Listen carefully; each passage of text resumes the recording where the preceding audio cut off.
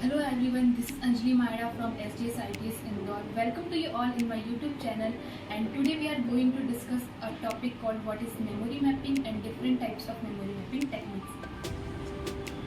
So firstly we discuss what is memory mapping. Memory mapping refers to a technique using which the content present in the main memory is brought into the cache memory. तो memory mapping में क्या होता है कि अगर CPU ने किसी data के लिए सर्च किया तो सबसे पहले वो कैशे में जाके उसे सर्च करेगा। अगर वो डेटा उसे कैशे में मिल जाता है तो ठीक है, वो उसे एक्सेस कर लेगा डायरेक्टली।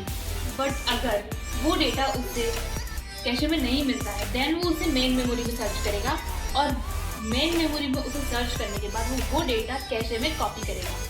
लेकिन वो डेटा हम कैशे में किस तरीके से कॉपी करेंगे, किस पैटर्न में कॉपी करेंगे, उसको हम मेमोरी मैपिंग टेक्निक्स के थ्रू करते हैं। So there are different types of memory mapping techniques which we are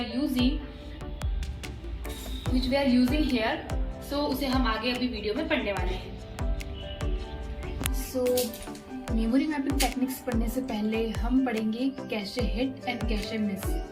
so what is cache hit?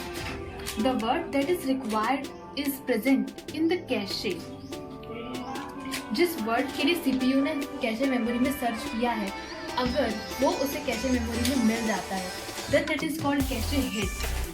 और अगर जिस वर्ड के लिए सीपीयू ने सर्च किया है कैशे में वो उसे नहीं मिलता है then that is called cache miss. और जब भी कैशे मिस ऑकर होगा देन हम मेमोरी मैपिंग टेक्निक का यूज करेंगे मेन मेमोरी से डेटा कैशे में कॉपी करने के लिए। So this is cache hit and cache miss.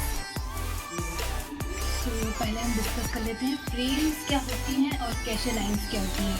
तो जो हमारी मेन मेमोरी होती है वो इक्वल पार्टीशन में डिवाइड होती है। तो जो पार्टीशंस मेन मेमोरी के पार्टीशंस होते हैं इन्हें हम फ्रेम्स या ब्लॉक कहते हैं। और जो हमारी कैशे होती है वो भी इक्वल पार्टीशन में डिवाइडेड होती है। तो जो कैशे के जो पार्टीशंस हैं हम इनको कैशे लाइंस बोलते हैं। So that is the difference between lines and frames. So these are the three memory mapping techniques: direct mapping, fully associative mapping, and K-based set associative mapping. So let's study these three types of mapping one by one. Let's start with direct mapping. A certain block of the main memory would be able to map a cache only up to a certain line of cache. Means कि हमारी जो main memory है, main memory में blocks होते हैं। तो suppose कि ये हमारी मेन मेमोरी है और ये हमारी कैशे मेमोरी है। तो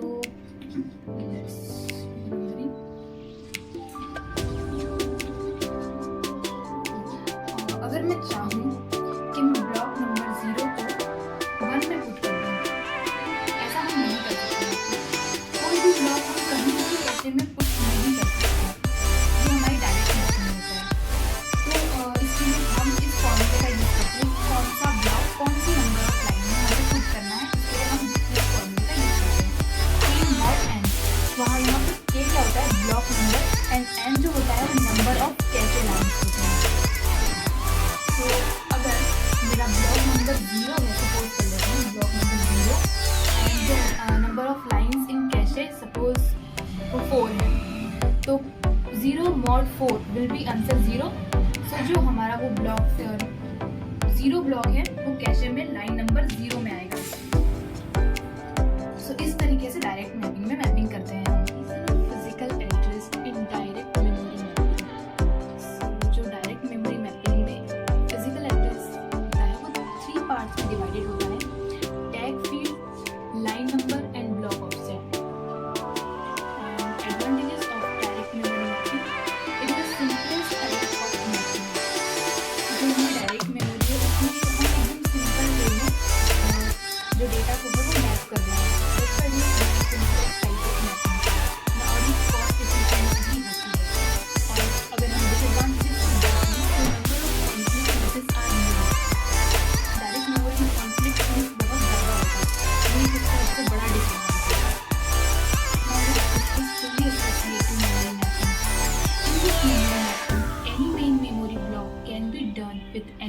कैशे लाइन मीन्स कि कोई भी मेन मेमोरी ब्लॉक किसी भी कैशे लाइन में आ सकता था।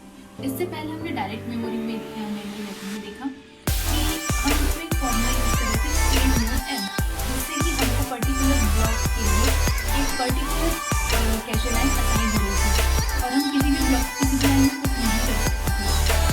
लेकिन यहाँ पर क्या है, आप कोई भी ब्लॉक को किसी भी कैशे लाइन में इंसर्ट कर सकते हैं।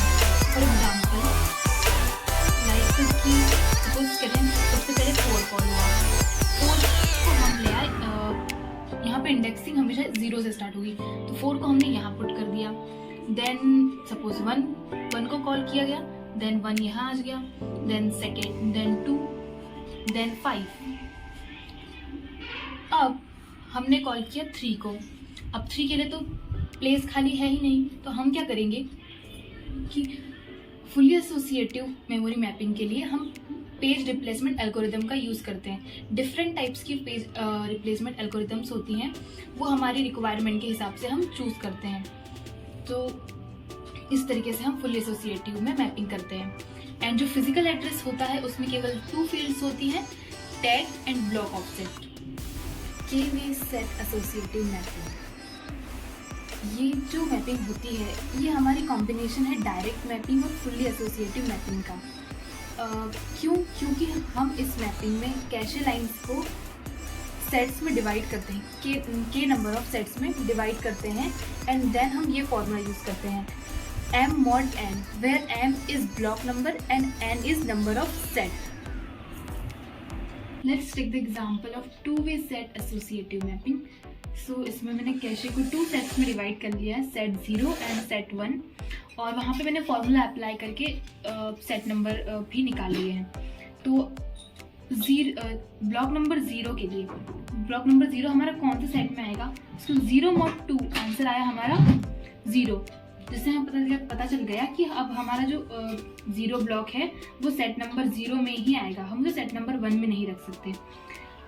अब ये एक तरीके से डायरेक्ट मैपिंग के जैसा हो गया। अब सेट नंबर 0 में कौन सी लाइन नंबर में आएगा, तो वो हम कहीं भी रख सकते हैं, 0 में भी रख सकते हैं और 1 में भी रख सकते हैं। तो अभी ऊपर वाला ब्लॉक खाली है तो हम उसे वहाँ पर रख देते हैं, 0 को यहाँ पर। ना उसके बाद 1 mod 2 सेट नंबर 1 आया।